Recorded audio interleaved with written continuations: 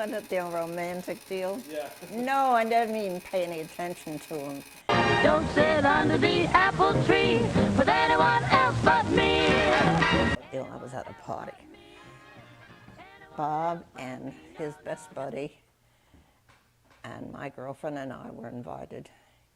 It was in Malvern and before the war, and we dated. She dated Don and I dated Bob, and then Don dated me, and we switched around. And then the war came, and then all the boys left. It was a terrible time for a young lady.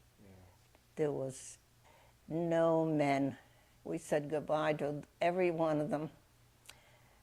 But I worked in the city. I was a girl Friday. I worked for a small office. Oh, I had a lot of jobs during the war. You could just leave one and find another one.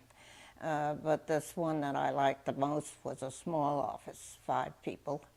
The boss was great, and I did secretarial work because I went to night school to learn shorthand. I already could type. So in those days, you didn't have computers.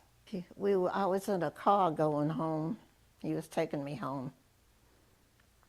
And he was very impulsive. In the back seat, all of a sudden he leans over and gives me a great big kiss. And he says, "I want to marry you." And I said, "Hold off." He was very impulsive. So that was the end of that for a while. And anyway, we corresponded because every guy that I ever went with went to war, and they wanted somebody to come home to. Yeah. So they wanted promises. Will you be there for me when I get back? So I had to make a choice between 2 guys. And I chose Bob because he was, number 1, I knew he loved me. Number 2, he was a Christian. Had a very lovely family. He had a sister that I was friendly with. He lived near me and went to this church, not the same church. His was Lutheran and I was a Presbyterian. But I said, where can I go wrong? So I decided to wait for him. So we had a romance by letters. He only came home on short furloughs. He was far away all the time, never stationed closer than the other side of the Mississippi River.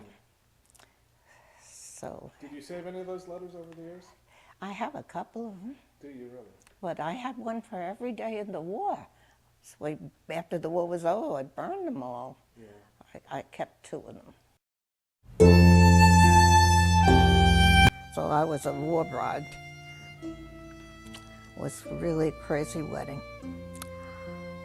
My mom, well, he sent a telegram home from the war.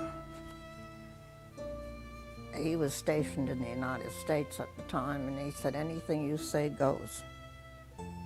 The telegram. For planning the wedding, right? Well, I had an engagement ring. It came in the mail. So she gets on the telephone, and in 5 days, everything was all set for my wedding. She didn't ask me if I wanted to get married, but I did. I figured, well, maybe it's supposed to be this way, you know? So we had the whole family, relatives and so forth, worked very hard to get everything ready. And I had a white wedding, a borrowed dress, a borrowed veil. The church was decorated by the family, and I had a formal wedding in my church, 5 days. In that time, we had to get the ring. I had the engagement ring, but we had to get the wedding ring. And the day of the wedding, I was over my husband's folks' house. and I had the wedding license. And it was a Sunday.